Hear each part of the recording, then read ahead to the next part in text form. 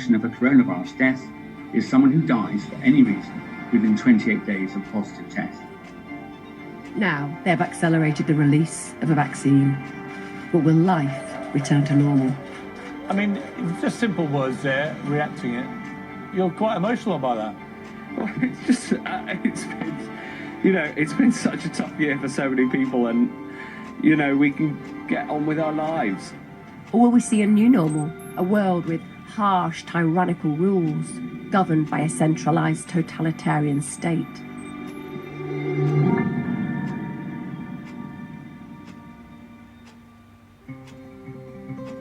Since COVID-19 was declared a pandemic, many have speculated that it's been planned by a group of tech elites who are dictating to governments globally. But do these ideas carry any weight? And what might their motives be for orchestrating a global pandemic?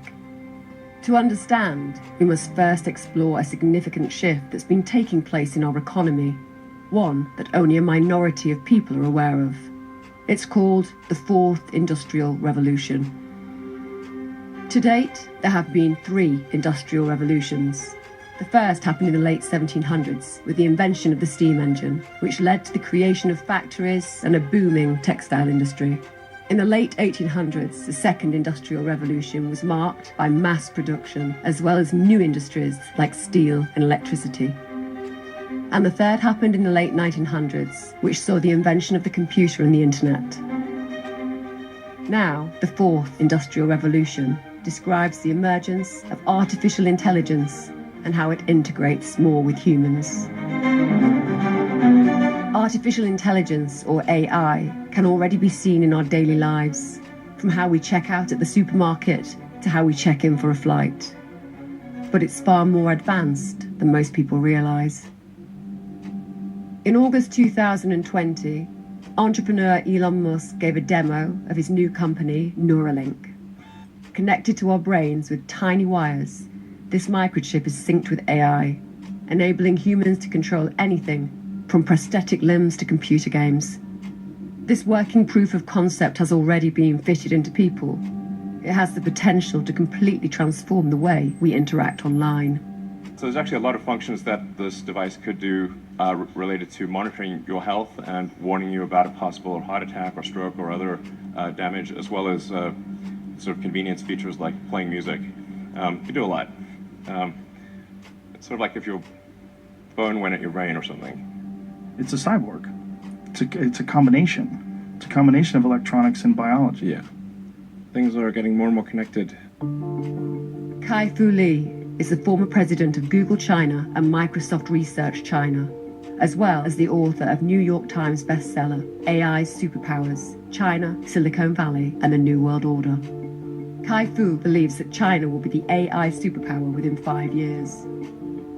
For those of you who haven't been to China for the 3 years, please be careful when you go because your credit card and cash may not be accepted. China has pretty much been taken over by mobile payment. In the age of AI, if data is the new oil, then China is the new Saudi Arabia. One concern that is topical in the development of AI is the displacement of jobs. Robots are clearly replacing people's jobs. They're working 24/7. They're more efficient. So therefore, are you convinced long-term that we're going to have a jobs problem in the world? Not long-term, but maybe in the next 10 years, within the next 10 years. You mean it's going to happen much sooner? Much sooner. If a lot of people will find happiness without working, that would be a happy outcome. At Amazon fulfillment centers, robots transport items to humans, who then pack them to be delivered. Amazon believes that within 10 years, they will not need a single human to fulfill an order. According to the World Economic Forum, 50% of the workforce will need reskilling by 2025, and it's likely that only a fraction of these will find work, resulting in a large proportion of the workforce becoming unemployed. There's a pretty good chance we end up with a universal basic income or something like that due to automation. People have time to do other things and have more complex things, more interesting things, so they're more leisure time. And then we've got to figure out how we integrate with a world in the future with advanced AI. One idea that is gaining popularity is to charge tech companies with a robot tax, which can be distributed to the unemployed as a universal basic income. I don't think the robot companies are going to be outraged that there might be a tax. It's okay. Contrary to the past, to the previous three revolutions, probably jobs will be faster destroyed compared to new ones being created. This is Klaus Schwab, the author of this book, The Fourth Industrial Revolution. He's also the executive chairman of the World Economic Forum, which is funded by the largest global enterprises and whose members include CEOs, heads of state, and government ministers from countries such as the UK and US. The fourth industrial revolution will impact our lives completely. It will change actually us, our own identity, and of course gives life to such policies and developments like smart traffic, smart government, smart cities. In June 2019, the UK government published details about their partnership with the World Economic Forum in a policy called Regulation for the Fourth Industrial Revolution. 1 year later, in June 2020, the World Economic Forum released this promotional video entitled The Great Reset.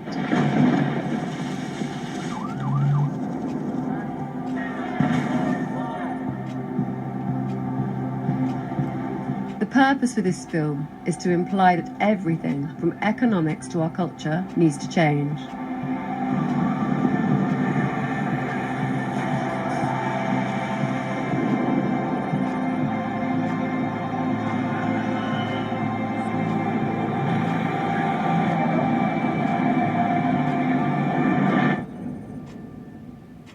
After the reset, it shows images of digital technology, biological cells, populations, cash, climate change, traffic management. And this. Seem familiar? This promotional video was released 6 months before Margaret Keenan received the first COVID-19 vaccine.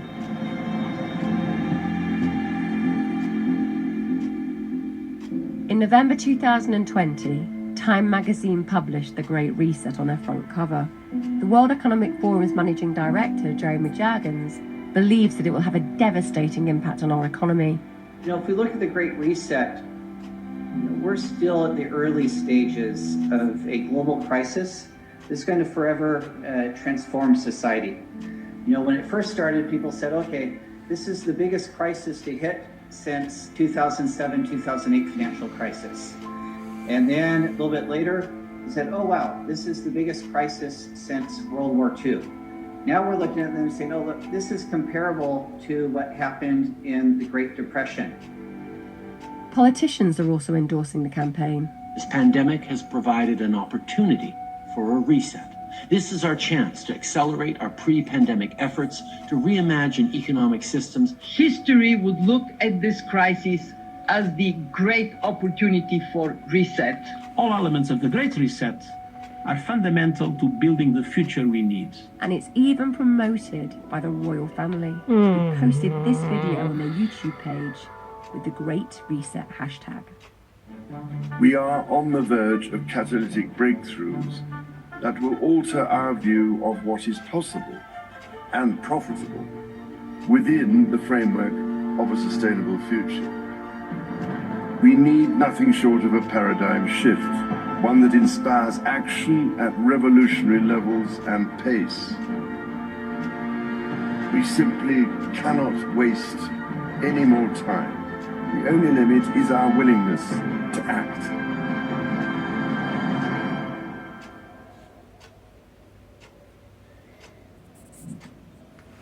And the time to act is now. The World Economic Forum believes that capitalism needs to be reinvented. Their Build Back Better slogan has been adopted by politicians across the globe. This moment also gives us a much greater chance to be radical and to do things differently, to build back better. Because we can only build back better if we lean on one another. Deci totul e artificial. I call it Build Back Better, because we can't just build back to the way things were before. We have to do it better. And the first plank of my Build Back Better Pentru plan cine? rejects Mai bine. the defeatist view that automation and globalization mean we can't ensure American workers lead to a future made in America. So what does the world look like after the Great Reset? This social media post by the World Economic Forum demonstrates 8 predictions by 2030. Here are 3 of them. You'll own nothing and you'll be happy. Whatever you want, you'll rent and it'll be delivered by drone. And Western values will have been tested to the breaking point. Many of Boris Johnson's new policies fall in line with the World Economic Forum's objectives. In November 2020, his new Green Industrial Revolution plan included a ban on petrol and diesel cars by 2030. Combined with other current restrictions, such as blocking vehicle access to side roads, causing gridlock on main roads, extending the congestion zone, and introducing a pay-per-mile road tax, one might think that he's attempting to remove ownership of cars. The biggest application is the autonomous driving.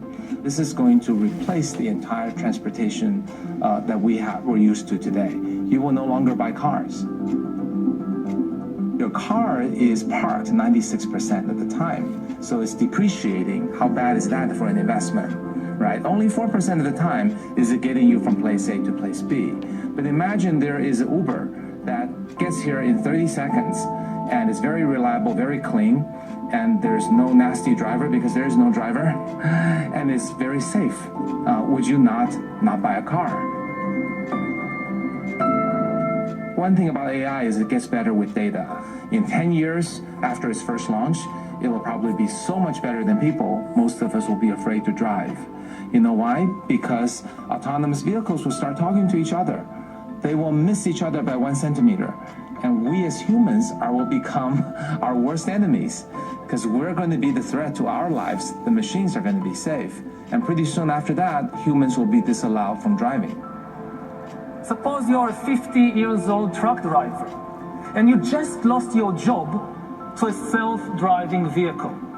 Now, because AI is nowhere near its full potential, all jobs will disappear, new jobs will emerge, but then the new jobs will rapidly change and vanish. At the World Economic Forum 2020 annual meeting in Davos, historian, philosopher, and author Yuval Noah Harari warned the audience about the dangers of artificial intelligence. We hear so much about the enormous promises of technology, but technology might also disrupt human society and the very meaning of human life in numerous ways, ranging from the creation of a global useless class to the rise of data colonialism and of digital dictatorships. Those who fail in the struggle against irrelevance would constitute a new useless class. And this useless class will be separated by an ever-growing gap from the ever more powerful elite. We are already in the midst of an AI arms race, with China and the USA leading the race, and most countries being left far, far behind. AI will likely create immense wealth in a few high-tech hubs, while other countries will either go bankrupt or will become exploited data colonies. Just think, what will happen to developing economies once it is cheaper to produce cars in California than in Mexico? And what will happen to politics in your country in 20 years when somebody in San Francisco or in Beijing knows the entire medical and personal history of every politician and every journalist in your country, including all their sexual escapades, all their mental weaknesses, and all their corrupt dealings? When you have enough data, you don't need to send soldiers in order to control a country. Between the beginning of the pandemic and August 2020 alone, 7 Silicon Valley tech giants added nearly 2.5 trillion to their market values, 400 billion of which was added by Microsoft. Founder Bill Gates also has an interest in vaccines, where he, through the Bill and Melinda Gates Foundation, owns stock in the vaccine manufacturing companies Pfizer and Moderna.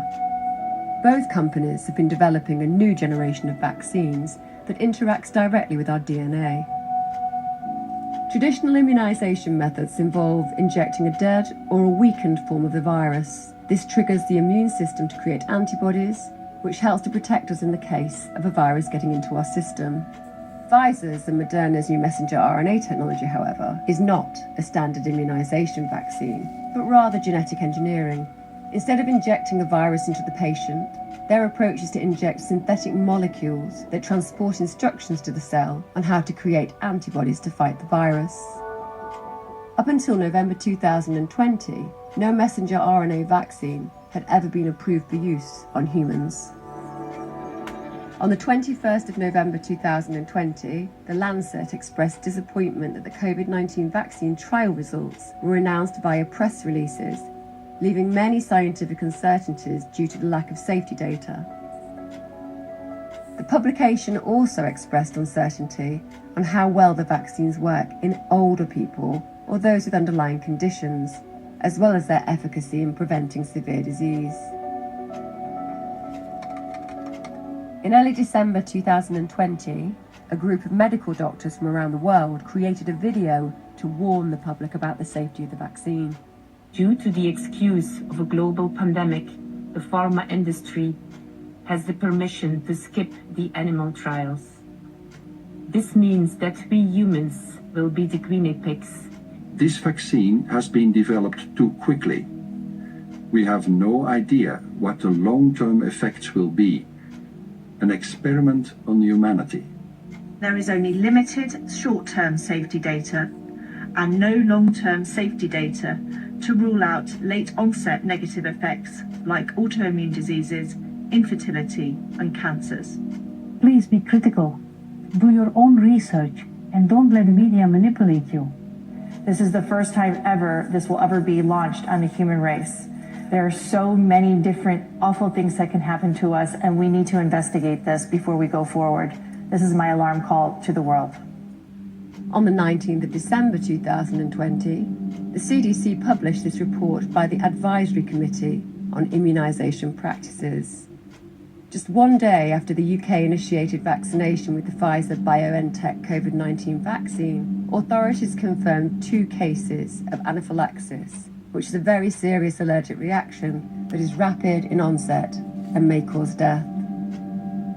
On page 6, under the title V-Safe Active Surveillance for COVID-19 Vaccines, 3,150, or 2.8%, of the 112,807 vaccine recipients were unable to perform normal daily activities, unable to work, or required care from a doctor or healthcare professional. If 60 million people in the UK have the vaccine, we can expect 1.67 million people to be unable to work, unable to perform normal daily activities, and to require care. I don't know how long for. If 6 billion people worldwide have the vaccine, then the number rises to 167 million. And this, remember, is a short-term problem. We don't know what will happen in the medium and long term. The side effects for the Moderna vaccine sound concerning. We looked. After the second dose, at least 80% of participants experienced a systemic side effect, ranging from severe chills to fevers. So, are these vaccines safe? Well, the FDA, not being pressured, will look hard at that. The FDA is the gold standard of regulators, and their current guidance on this, if they stick with that, is very, very appropriate. And you know, the side effects were not super severe. That is, it didn't cause permanent health problems for the things there. Moderna did have to go with a fairly high dose, and so to get the antibodies. Some of the other vaccines are able to go with lower doses to get responses that are pretty high, including the J&J and the Pfizer. And so there's a lot of characteristics of these vaccines. It's great that we have multiple of them that are going out there. And yes, I think you know the data better than I do. In addition to their interest in vaccines, the Bill and Melinda Gates Foundation donates money to media organisations such as the BBC, universities that provide media representatives, and in partnership with the World Economic Forum, Event 201, which simulated a coronavirus-induced pandemic 5 months prior to the actual pandemic. On behalf of our center and our partners, the World Economic Forum and the Bill and Melinda Gates Foundation, I'd like to extend a very warm welcome to our audience here in New York. The goal of the Event 201 exercise is to illustrate the potential consequences of a pandemic and the kinds of societal and economic challenges it would pose. A new coronavirus spread silently within herds. Gradually, farmers started getting sick. Infected people got a respiratory illness with symptoms ranging from mild flu-like signs to severe pneumonia. The sickest required intensive care. Many died. Experts agree unless it is quickly controlled, it could lead to a severe pandemic, an outbreak that circles the globe and affects people everywhere. The scenario also highlights the very critical role that global business and public-private partnerships play in preparing for and responding to pandemics. By the turn of the 20th century, 90% of all US refineries were controlled by John Rockefeller, who went on to monopolize the pharmaceutical industry. He had 6 children who founded Venrock, a venture capital company which made investments in tech companies such as Apple and Intel. In 2010, the Rockefeller Foundation released a document called Scenarios for the Future of Technology and International Development, which described a pandemic scenario with the headline, "A world of tighter top-down government control and more authoritarian leadership." During the pandemic, national leaders around the world flexed their authority and imposed airtight rules and restrictions, from the mandatory wearing of face masks to body temperature checks. Citizens willingly gave up some of their sovereignty and their privacy in exchange for greater safety and stability. This heightened oversight took many forms, such as biometric IDs for all citizens. While there's no evidence to suggest that this 10-year-old document has any relation to the current pandemic, it was accurate in predicting many extreme restrictions that are being imposed on us today. Recently, in December 2020, the Rockefeller Foundation published this report. COVID-19 vaccines have arrived, with enough supply to vaccinate as many as 50 million people by the end of January. But these initial doses will do little in the short term to arrest an epidemic that is raging out of control. By the end of January, the country will likely be able to conduct more than 70 million tests each week, a number that is expected to double to 200 million by April 2021. They advised the US government students should be tested at least once a week, every week. Does advice from a large US organisation have the potential to influence UK government policy? The Health Secretary this evening announced an emergency targeted testing programme for secondary schools.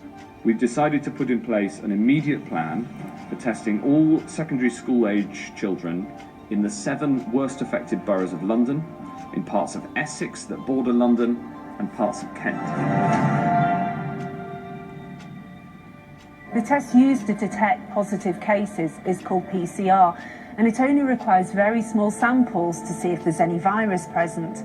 Now, PCR doesn't tell you if what it detects is infectious. It may pick up on virus fragments from a past infection that isn't currently making you sick. Now, this means there could be false positives, so there's a positive test result, but no active infection. Let's deal with this test for infection, the PCR. I want to ask you if you think it's reliable enough. Dr. Daniels. I'm an NHS clinician, and we've got experience with these PCR tests for many, many years. And the reality is we always take the results with a little bit of a pinch of salt. You test 1,000 people, one of whom is positive, but the test will pick up 6 people if it's got a 0.5% false positive rate. That's significant if it's being used to drive policy decisions. If you're tested repeatedly, the odds become greater and greater that you will get a positive test, and it's a convenience for whoever is playing some macabre game, because I don't think it's an error anymore.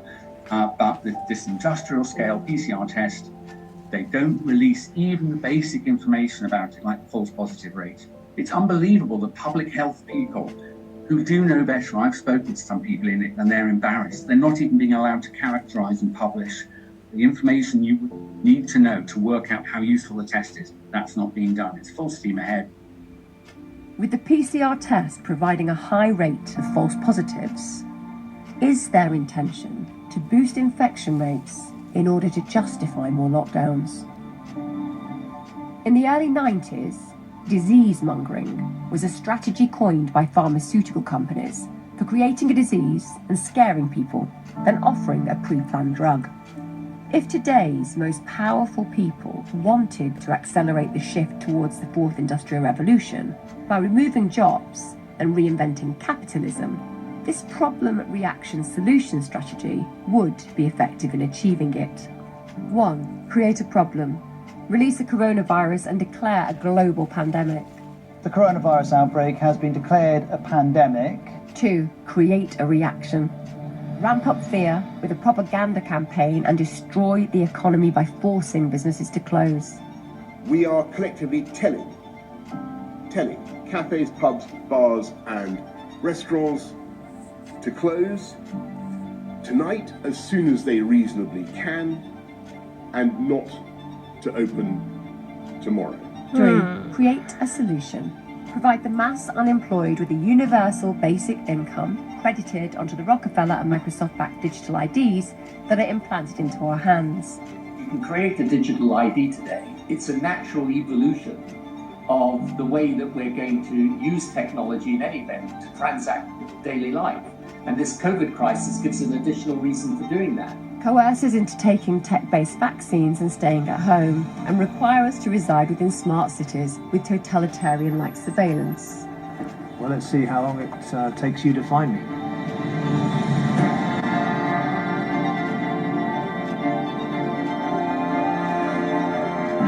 Right behind me, you can see just over my left shoulder there. Hello, guys. I've been expecting you.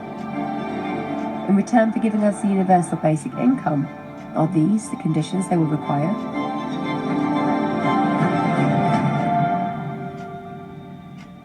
Smart cities will pullulate with sensors, all joined together by the Internet of Things, and the urban environment is as antiseptic as a Zurich pharmacy. But this technology could also be used to keep every citizen under round-the-clock surveillance. A future Alexa will pretend to take orders, but this Alexa will be watching you, clucking her tongue and stamping her foot. In future, voice connectivity will be in every room and almost every object. Your mattress will monitor your nightmares, your fridge will beep for more cheese, your front door will sweep wide the moment you approach like some silent butler. Your smart meter will go hustling of its own accord for the cheapest electricity, and every one of them minutely transcribing your every habit in tiny electronic shorthand, stored not in their chips or in their innards, nowhere you can find it, but in some great cloud of data that lowers ever more oppressively over the human race. AI. What will it mean? Helpful robots washing and caring for an aging population, or pink-eyed terminators sent back from the future to cull the human race? Nino! If this pandemic was planned, why would now be the perfect time to activate it? The answer could be 5G, It's 100 times faster than 4G, and it's now ready to be rolled out. This upgrade in performance is essential for digitising society, connecting humanity more closely with the Internet of Things and artificial intelligence. They haven't done a very good job about protecting public health, but they've done a very good job at using the quarantine to bring 5G into all of our communities and to begin the process of shifting us all to a digital currency, which is the beginning of slavery. Because if they control your bank account, they control your behavior. And we all see these advertisements saying 5G is coming to your community. It's going to make all of your lives so much better. This is a game changer. Because I'm going to be able to download a video game in 6 seconds instead of 16 seconds. And is that why they're spending $5 trillion on 5G? No. The reason is for surveillance and data harvesting. It's not for you and me. It's for Bill Gates, it's for Zuckerberg, and it's for Bezos and all of the other billionaires. Bill Gates says that his satellite fleet will be able to look at every square inch of the planet 24 hours a day. But that's only the beginning. He also will be able to follow you on all of your smart devices through biometric facial recognition, through your GPS. You think that Alexa is working for you. She isn't working for you. She's working for Bill Gates, spying on you. And the pandemic is a crisis of convenience for the elites who are dictating these policies.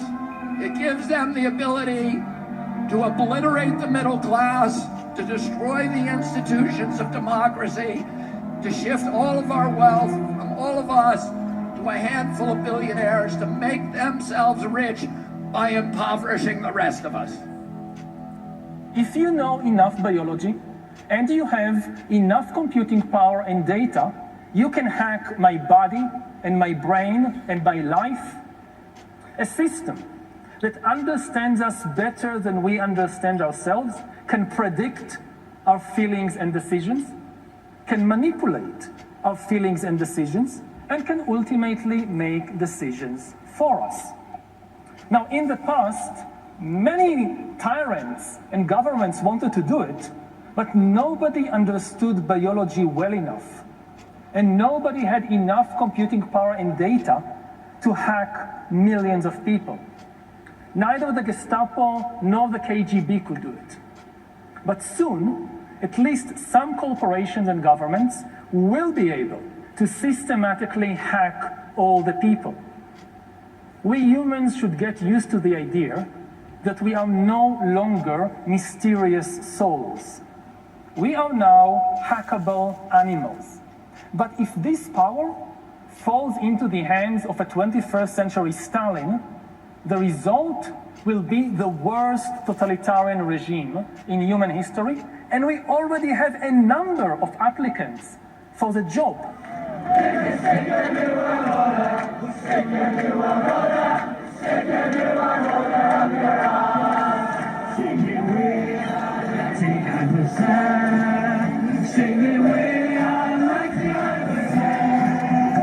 Thousands of Brits have been taken to the streets to peacefully protest. I'm a chef and the hospitality trade is in ruins with the policies that are being put in place, and I was made redundant on the 3rd of July, and I've not been able to find work since. A couple more months and I won't be able to afford my rent. But as with all other COVID-related protests, this one was terminated early when the riot police aggressively intervened.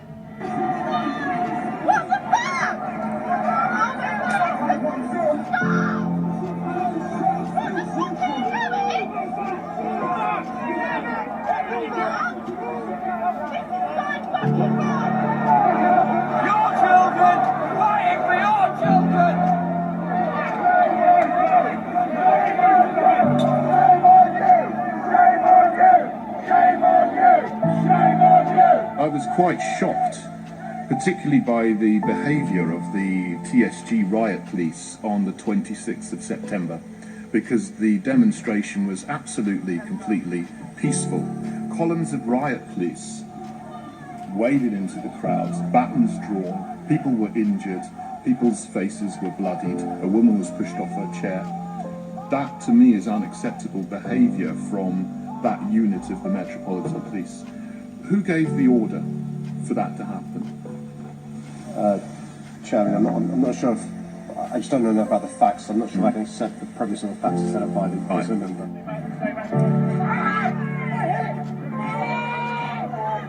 Images of police brutality and unlawful arrests against people who are defending their human rights are also being shared around the world. The French capital, once again the scene of clashes between police and demonstrators.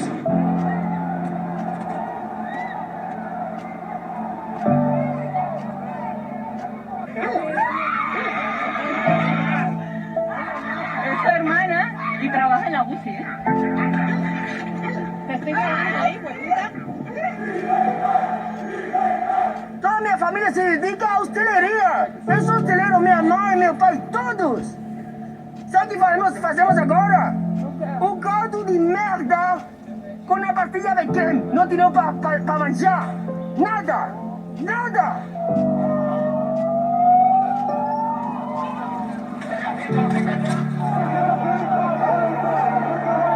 Israeli police fired water cannons to disperse demonstrators.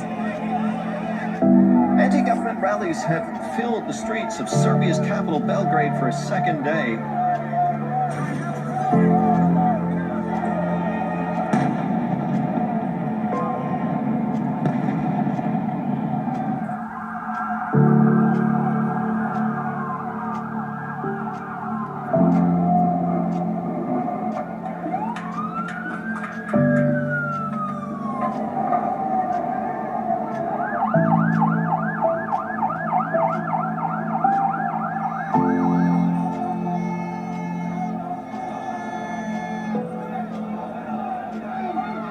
Police made 74 arrests and handed out 176 fines as protesters assembled for a second day in a row. I'm so scared, it's ruining our business. The testing is a sham. It's decimating our whole economy.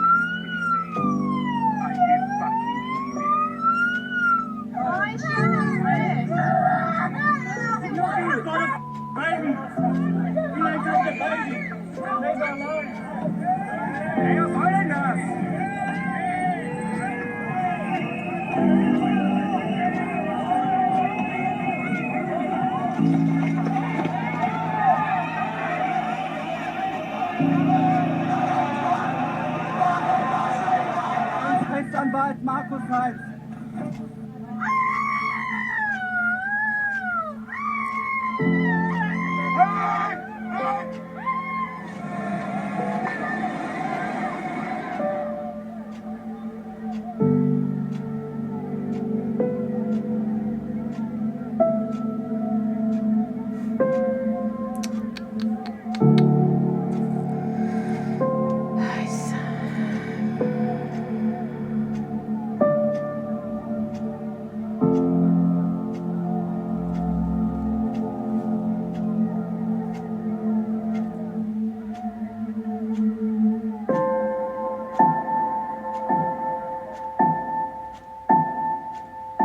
I've been in law enforcement for 10 years.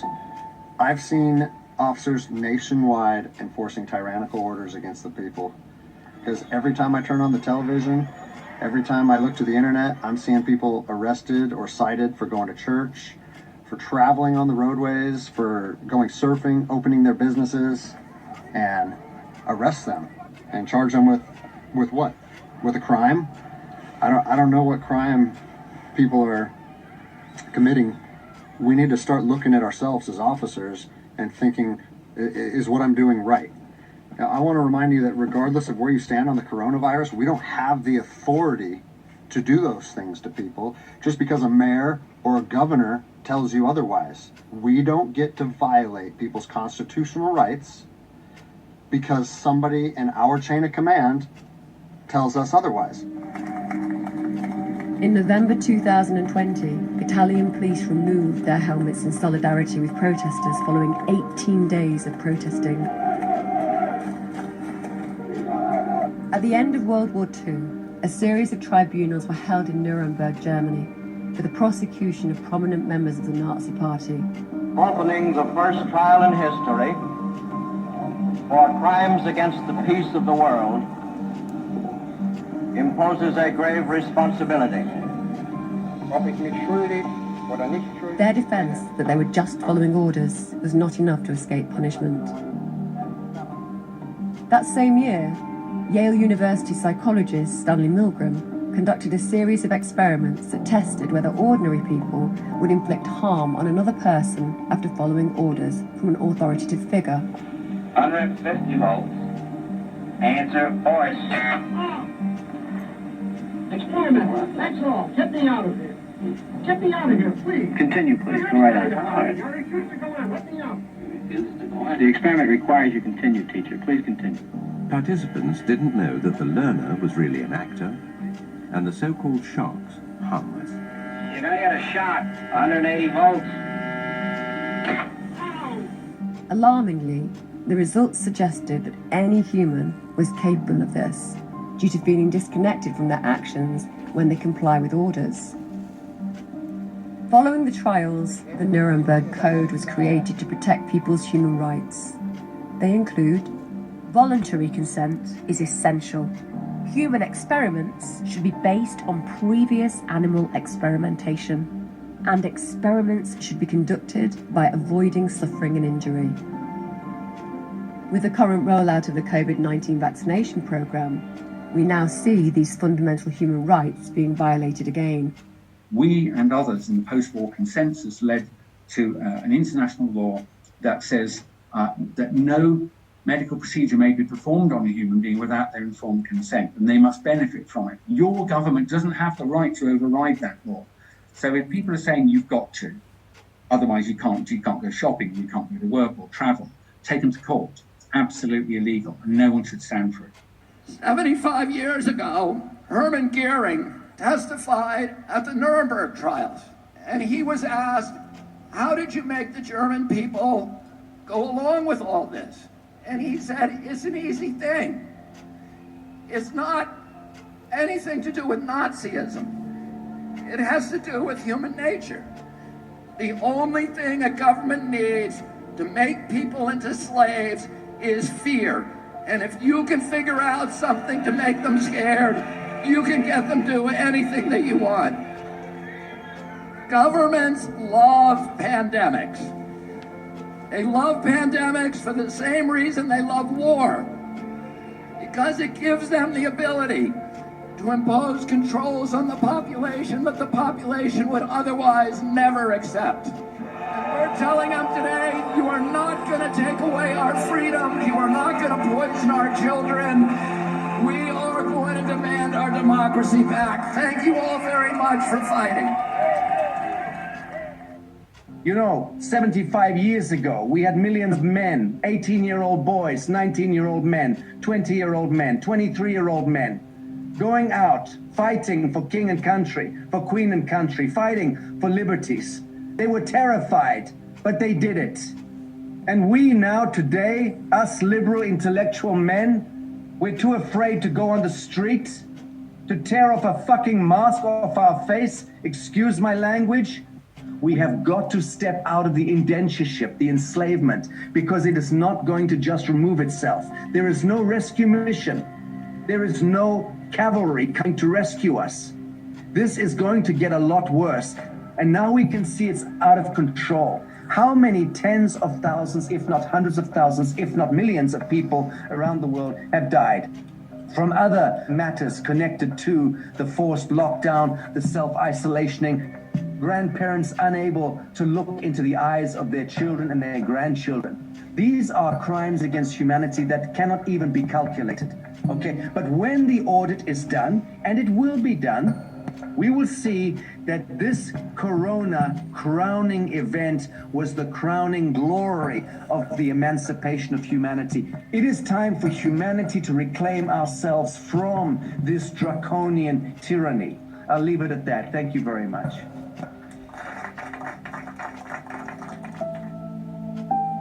So, Do you believe that receiving the vaccine will enable our lives to return back to normal? You're quite emotional about that.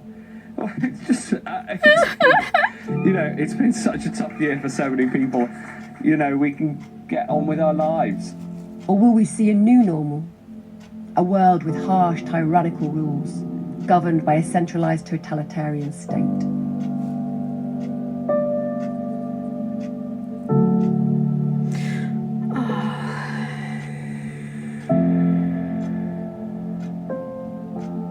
Here's what Klaus Schwab thinks. People assume we are just going back to the good old world which we had, and everything will be normal again in how we are used to normal, in the old fashion.